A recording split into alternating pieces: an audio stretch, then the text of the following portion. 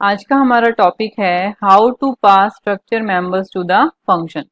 जब भी हम फंक्शंस बनाते हैं, फंक्शंस में ब्रैकेट लगा के हम लोग क्या करते हैं, आर्ग्यूमेंट्स पास करते हैं, जिसे हम पैरामीटर्स भी बोलते हैं।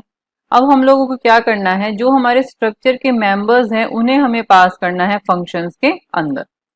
देखो, इसको पास करने के दो तरीके होते हैं। या तो जितने भी मेंबर्स हैं उनको अलग अलग करके सेंड किया जाए, या फिर पूरे के पूरे वेरिएबल को एक साथ ही हम लोग सेंड कर दें। अब हम इन दोनों तरीकों को देखते हैं और देखते हैं कि इन दोनों में से ज्यादा अच्छा कौन सा होता है। सबसे पहला है pass the each member separately. Structure के अंदर जितने भी आपके मेंबर्स हैं उनको हम अलग अलग करके क्या करेंगे, फंक्शन में पास करेंगे। देखो, छोटा सा मैंने इसमें लेआउट बनाया हुआ है प्रोग्राम का।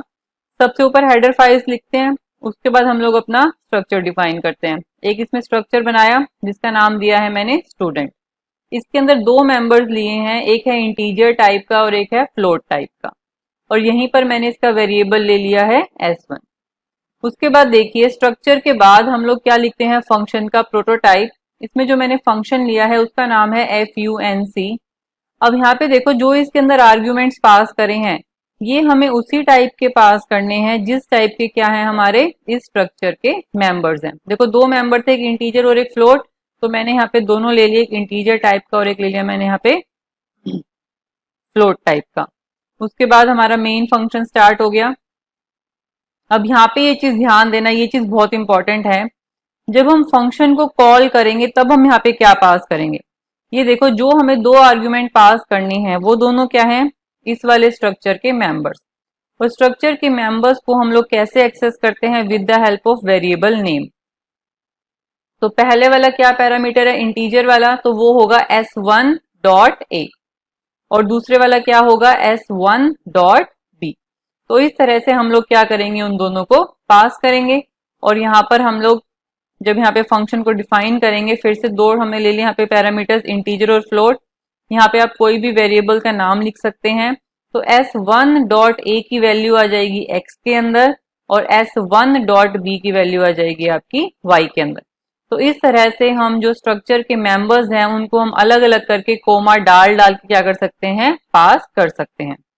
देखो, वैसे तो ये मेथड ठीक है, लेकिन इसका ड्रॉबैक कब है, अगर इसके अंदर बहुत सारे मेंबर्स हैं। मान लो इसमें 5 मेंबर्स हैं, तो आपको 5 के 5 पास करने पड़ेंगे, ठीक है, जो कि थोड़ा कॉम्प्लिकेटेड हो जाता है, जिससे हमारा प्रोग्राम थोड़ा मुश्किल बन जाता है, जिसमें एरर होने के चांसेस हमारे बढ़ जाते हैं।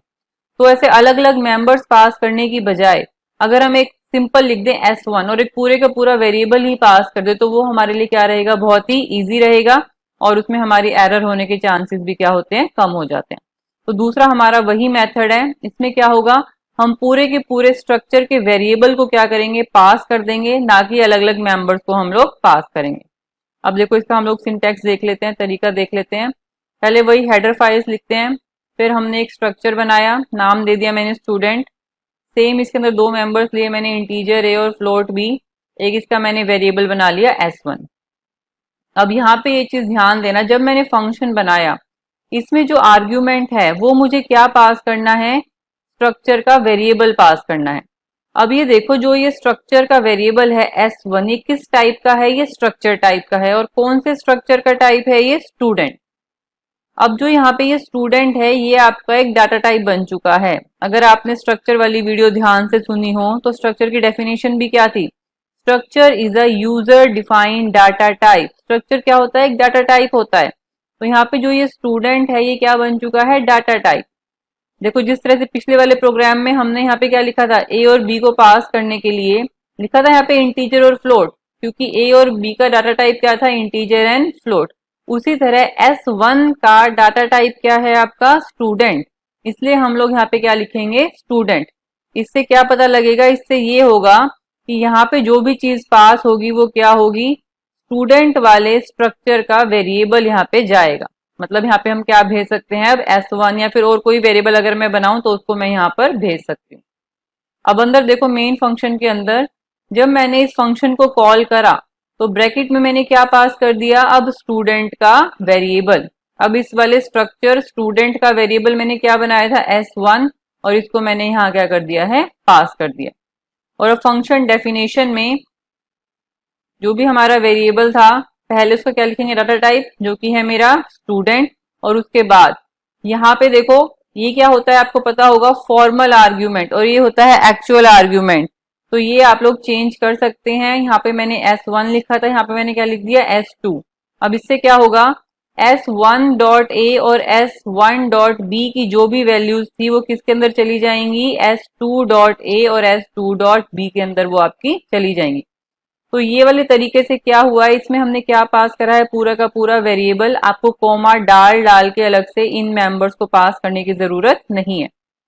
ये चीज दोबारा ध्यान से समझ लो, यहाँ पे हमने स्टूडेंट क्यों लिखा है, क्योंकि जो स्ट्रक्चर होता है वो खुद एक डाटा टाइप होता है।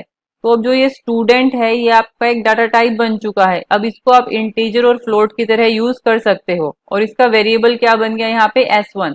अगर मैं यहाँ पे कोमा डाल के कोई और वेरिएबल लिखूंगी तो वो भी आप यहाँ पे पास कर सकते हो। तो ये हो गया पूरे के पूरे वेरिएबल को पास करना। अब हम इन दोनों के लिए एक प्रोग्राम रन करके देख लेते हैं।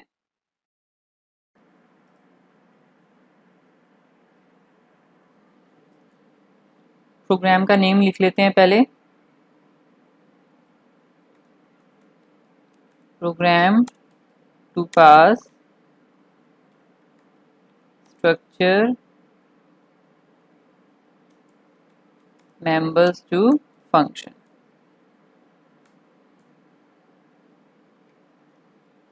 एक तो इसमें स्ट्रक्चर बनाना पड़ेगा और क्या बनाना पड़ेगा, फंक्शन, क्योंकि हमें स्ट्रक्चर्स के मेंबर्स को कहाँ पास करना है, फंक्शन में हमें पास करना है। सबसे पहले header file hash include iostream.h, फिर दूसरी हेडर फाइल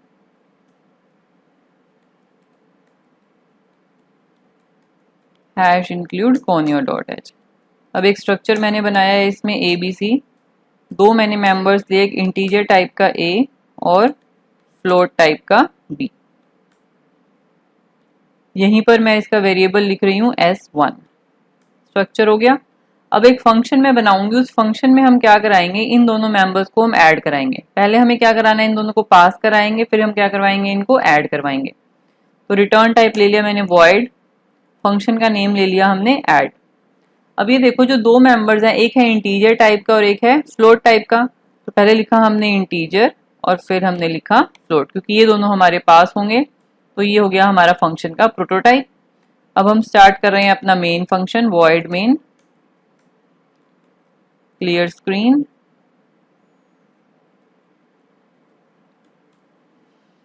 अब ये देखो वेरिएबल हम ऑलरेडी लिख चुके हैं, इन दोनों की हम वैल्यूज को एंटर करा लेते हैं। पहले c out enter value of a and b, c in S1 dot a and second is c in S1 dot b. दोनों की वैल्यूज एंटर हो गई हैं। अब हमें क्या करानी है, ये दोनों वैल्यूज को पास करवाना है। पास करवाने के लिए हमें फंक्शन को कॉल करना पड़ेगा। पहला हमने पास करा S1 डॉट ए और दूसरा हमने पास करा S1 डॉट बी। पास हो गए। मेन हमारा यहीं पर खत्म हो जाएगा, क्योंकि हम प्रिंट भी अपना फंक्शन के अंदर ही करवाएंगे। फंक्शन की हमारी प्रोटोटाइप हो गया है, फंक्शन कॉल हो गया है, लास्ट हमारा रह गया है फंक्शन की डेफिनेशन। वॉइड एड इंटीजर, पहला इंटीजर टाइप का मैंने वेरिएबल का नाम ले लिया x। वेरिएबल का नाम आप कुछ भी रख सकते हैं। पहला तो इंटीजर टाइप का, दूसरा किस टाइप का है, फ्लोट। तो फ्लोट टाइप का मैंने ले लिया y। अगर आपको याद हो, अपने फंक्शंस वाली वीडियो ध्यान से देखी हो, तो जो कॉलिंग के टाइम पे होते हैं ये होते हैं आपके एक्चुअल आर्ग्यूमेंट्स, और जो आपके यहाँ पर होते हैं ये होते हैं हमारे फॉर्मल आर्ग्यूमेंट्स। अब देखो इसने एडिशन करना है, एक इंटीजर और एक फ्लोट, मतलब एक में पॉइंट है और एक में पॉइंट नहीं है, तो जो आंसर आएगा उसमें पॉइंट आएगा। तो यहाँ पर हम एक फ्लोट टाइप का वेरिएबल ले लेते हैं c is equal to x plus y, और हम इसको यहाँ पे करा देंगे print c out sum is c. तो ये हमारा प्रोग्राम हो गया है। सबसे पहले हम एरर्स के लिए चेक कर लेते हैं इसको। No error, no warning. अब इसको हम रन कर लेते हैं। Enter the value of a and b and sum is 46। तो ये हमारा प्रोग्राम था जिसमें हमने क्या करा था, आर्ग्यूमेंट्स में हमने फंक्शन के मेंबर्स को हमने डायरेक्टली पास करा था। नेक्स्ट हमारा प्रोग्राम है पूरे के पूरे स्ट्रक्चर वेरिएबल को पास करना फंक्शन में as a argument. Pass structure variable as function argument. सबसे पहले header files, hash include iostream.h, second header file hash include conio.h। सबसे पहले उसके बाद हम क्या करेंगे, अपना स्ट्रक्चर का नेम मैंने ले लिया है स्टूडेंट, दो मैंने इसके मेंबर्स लिए, एक इंटीजर a और एक मैंने लिया है इसका मेंबर फ्लोट b। एक इसका वेरिएबल ले लेते हैं s1। अब यहाँ पे फंक्शन का प्रोटोटाइप, फंक्शन के प्रोटोटाइप में इसमें मुझे क्या पास करना है, स्ट्रक्चर का वेरिएबल। अब जो ये स्ट्रक्चर का वेरिएबल है s1 है, ये किस टाइप का है, स्ट्रक्चर टाइप का है और जिसका नाम क्या है, स्टूडेंट। तो यहाँ पर मुझे लिखना पड़ेगा स्टूडेंट, मतलब जो भी स्ट्रक्चर का नाम है वो आपको यहाँ पर लिखना है। Main function, clear screen. अब ये a और b में मैं वैल्यूज एंटर करा लेती हूँ। C out enter value of a and b, c in s1 dot a and c in s1 dot b, दोनों की वैल्यूज एंटर हो गई। अब मुझे इस s1 वेरिएबल को क्या करना है, पास करना है। फंक्शन को कॉल करेंगे func और क्या पास करेंगे हम लोग, s1। जो भी आपका वेरिएबल है उसे हम पास कर देंगे। मेन फंक्शन हमारा यहाँ पर खत्म। अब हम करेंगे अपने फंक्शन को call, void func, student type का है इसका वेरिएबल, यहाँ पे मैंने दूसरा ले लिया s2। अब इससे क्या होगा, जो s1 की वैल्यूज हैं वो किस में चली जाएंगी, आपकी s2 के अंदर चली जाएंगी। यहाँ पे मैंने एक और वेरिएबल ले लिया फ्लोट c के अंदर गया s2 का a plus s2 dot b। और फाइनली हम लोग करा लेते हैं अब सी आउट की वैल्यू प्रिंट, सम इज सी। तो ये हमारा पूरा प्रोग्राम हो गया। यहाँ पे डिफरेंस क्या है, इसमें हमने क्या पास करा है, पूरे के पूरे हमने वेरिएबल को यहाँ पर पास करा है। पहले एरर चेक कर लेते हैं, कोई वार्निंग नहीं है, कोई एरर नहीं है। अब इसको हम रन करेंगे। Enter the value of a and b and sum is 40।